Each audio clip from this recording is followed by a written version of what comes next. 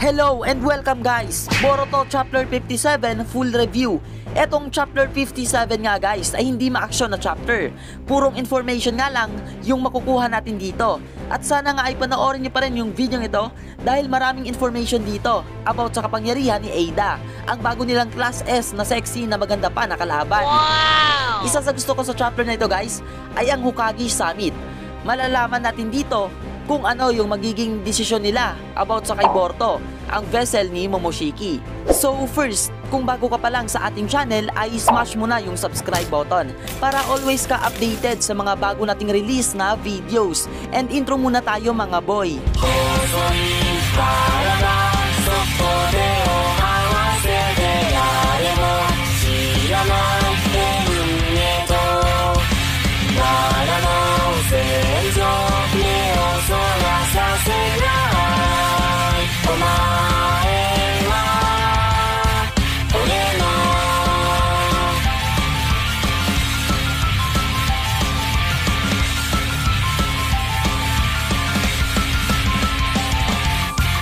Konting flashback muna tayo sa chapter 56.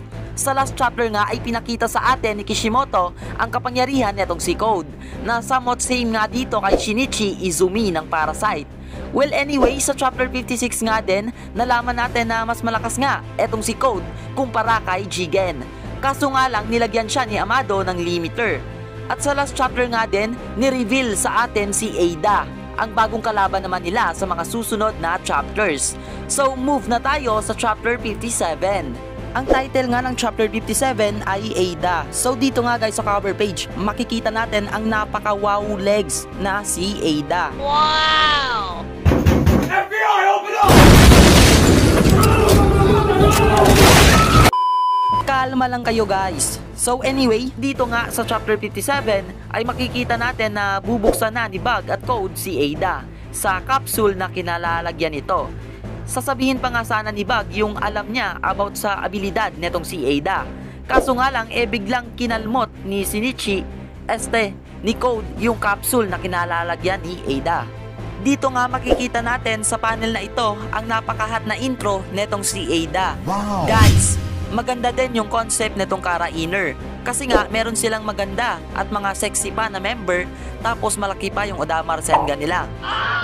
Joke lang. Well anyway, tungo na nga muna tayo sa Konoha. So dito nga sa Konoha, naganap ang Hokage Summit na parang online class lang. Tsaka Google Classroom yung ginamit nila na application. Were you just in the bathroom? What are you doing? No. What are you doing? Were you just in the bathroom? No. Joke lang. By the way, pinag-usapan nila dito si Code kung paano nga nila ito mapipigilan sa mga plano niya. Sinabi nga din dito ni Shikamaru na yung main concern ni Code ay ang mga pumatay kay Ishiki Otsutsuki at ang pag-cultivate sa Ten Tails. Dito nga din sa Hokage Summit ay tinanong ni 5th Raikage Daroy sila Naruto kung mapagkakatiwalaan nga ba nila etong si Amado. Sagot naman dito ni Naruto ay di nga rin siya nagtitiwala dito kay Amado ng fully 100%. Pero dahil nga sa mga information at tulong ni Amado ay nagawa pa din nila mapabagsak etong si Ishiki. Kaya medyo may tiwala pa rin sila kay Amado. Tinanong nga din dito ni Gaara si Naruto about sa kay Boruto, ang vessel ni Momoshiki. Ano daw yung gagawin nila pag naging Otsutsuki si Boruto na same threat kay Ishiki? Kung makakaya ba daw ni Naruto na patayin yung sarili niyang anak?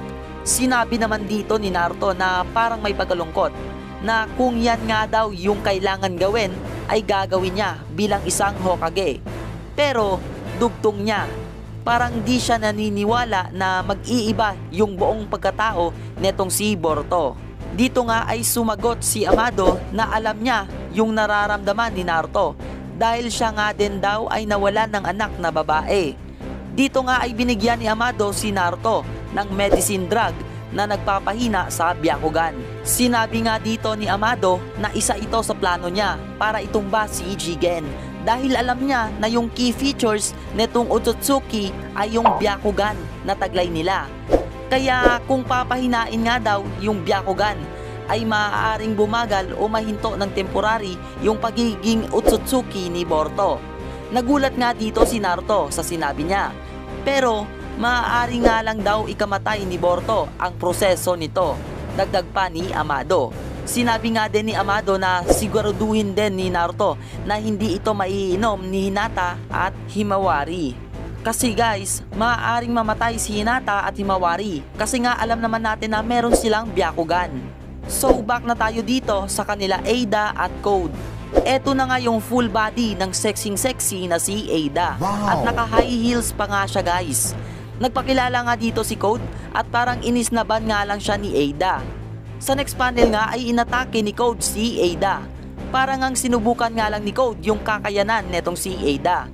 Sinabi nga dito ni Code na kung hindi makikipag-usap si Ada sa kanya ay itutumba niya ito sa utos na din ni Jigen. E di subukan mo, sagot ni Ada. Nang itutuloy na sana ni Code yung atake ay hindi magawa ni Code ituloy ito na para bang merong pumipigil sa kanya. Sinabi dito ni Ada na hindi niya daw iniisnaban etong si Code. Di lang siya makapagsalita dahil nga daw matagal siya natulog at bad breath nga siya. Habang nagtututbrush nga dito si Ada ay tinanong ni Code si Bug na ano ba sa tingin niya. Sa tingin niya ba ay interesado si Ada sa kanya? Sagot naman dito ni Bug na napakahangin mo boy, isa sa abilidad niya yan, ang mahulog ang loob mo sa kanya. So guys, isa nga sa kapangyarihan ni Ada ay manakaw ang puso ng sinuman. Well anyway, dito nga ay tapos na din si Ada mag-toothbrush. Sinabi niya dito kay Code yung mga abilidad niya. Sinabi niya na yung isa pa niyang abilidad ay kaya niya makita yung ibang kaganapan sa ibang lupalop ng mundo na para nga bang merong CCTV camera. At alam niya din yung nangyari dito kay Ishiki Otsutsuki. Alam niya din yung nangyari na nagpakita yung kaluluwa ni Ishiki kay Code at binigyan ni Ishiki si Code ng mga tungkulin. Etong kapangyarihan nga ni Ada guys ay ang clairvoyance. Inexplain dito ni Ada na kaya niya makita yung present events at yung mga past events nga lang, pero hindi yung future events. Hindi niya din makita yung mga past events bago siya pinanganak. Guys, explain ko sa inyo mabuti yung clairvoyance ability ni Ada. Yung simple explanation nga nitong clairvoyance ay abilidad na makita yung mga pangyayari sa hinaharap o yung future events. Pero hindi nga kaya makita ni Ada ang future. Ito nga guys ay dahil nahahati sa tatlong klase ang abilidad ng clairvoyance. Una na nga dito ang precognition na kaya i-predict ang future. Pangalawa naman ang retrocognition na kaya makita yung mga past events. At yung pangatlo naman dito ay ang remote viewing na kaya makita yung mga kaganapan sa present events o yung real-time events. So ang nagagamit nga lang ni Ada dito ay ang retrocognition at ang remote viewing. Kasi masyado ng overpower kung meron pa siyang precognition dahil nga wala na talagang pag-asa pang manalo si Naruto. Kaya nga sinadya na din ni Kishimoto na walang precognition ability etong si Ada. Well anyway guys, alam din mismo ni Ada na yung pakay ni Code ay paano makuha yung limiters sa katawan niya. Sinabi nga din dito ni Code na kaya niya naman daw talunin si Naruto at Sasuke kahit pa merong limiters yung lakas niya. Pero gusto nga niya na hindi na siya mahirapan pa. Sinabi din dito ni Ada sa kanya na tanging si Amado lang yung makakatanggal ng limiter sa katawan niya gamit ang biometric authentication. In simple words guys, parang facial unlock lang sa Android phones yung pang-unlock ng limiters. Pero mata yung pang-unlock ni Amado, retina ng mata. Sinabi nga dito ni Code na madali lang daw yan. Gagamitin daw nila yung transformation jutsu. Well, may point naman dito si Code. Kaso sabi ni Ada, yung mata daw ni Amado ay gawa sa scientific ninja tools. So malinaw ito guys na maaaring isang cyborg din etong si Amado. Tandaan natin to guys. Anyway, sinabi nga din dito ni Ada na galit siya kay Amado. At papatayin nga daw niya ito pag sila ay nagkita. Galit siya dahil kinuha daw ni Amado ang natural na pag-ibig sa kanya. Dahil nga yung abilidad niya ay kaya niya mapaibig ang lalaki man o mapababae. Pero hindi nga niya alam kung tunay ba yung pagmamahal nila, parang ganon. Sinabi nga din ni Ada dito na hindi effective ang abilidad na ito sa blood relatives at sa mga Otsutsuki. Kaya exception din dito si Jigen, pati na sina Kawaki at Boruto. Dahil nga malapit na din ang dalawang to maging ganap na Otsutsuki. Na-excite nga din etong si Ada dahil gusto niya na magkaroon din ng normal na romance. Dahil nga di effective etong seductive ability ni Ada sa mga Otsutsuki. Target nga niya dito ay si Kawaki o di naman kaya si Boruto. Ano kaya yung binabalak netong si Ada guys? Gusto niya lang ba magka-jowa? By the way, alam din ni Ada yung nagaganap na Hokage Summit at yung mga hakbang na ginagawa nila Naruto sa ngayon. Overpower pa din etong remote viewing ability ni Ada. Sa last panel nga ay nag-cheers etong si Code at Ada. And end of the chapter. Guys, napaka-hype ng kaganapan sa chapter 57. Marami din tayo nalaman sa kapangyarihan ni Ada. Sa susunod nga na content natin guys ay gagawan ko ng analysis etong chapter 57 at i-breakdown natin dito yung mga kaganapan, lalo na yung Senrigan or yung Clairvoyance Eye. At kung nagustuhan nyo naman ang video ito guys ay mag-iwan na kayo ng like. Malaking tulong ito para sa ating channel.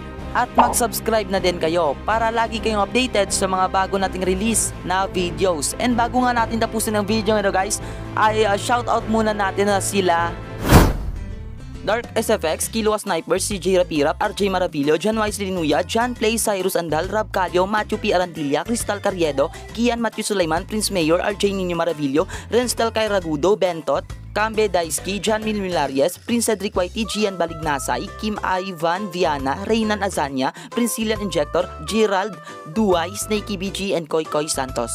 Maraming salamat sa suporta nyo guys. Keep safe and God bless sa inyo. Abang lang sa mga next videos natin. I love you all and peace out.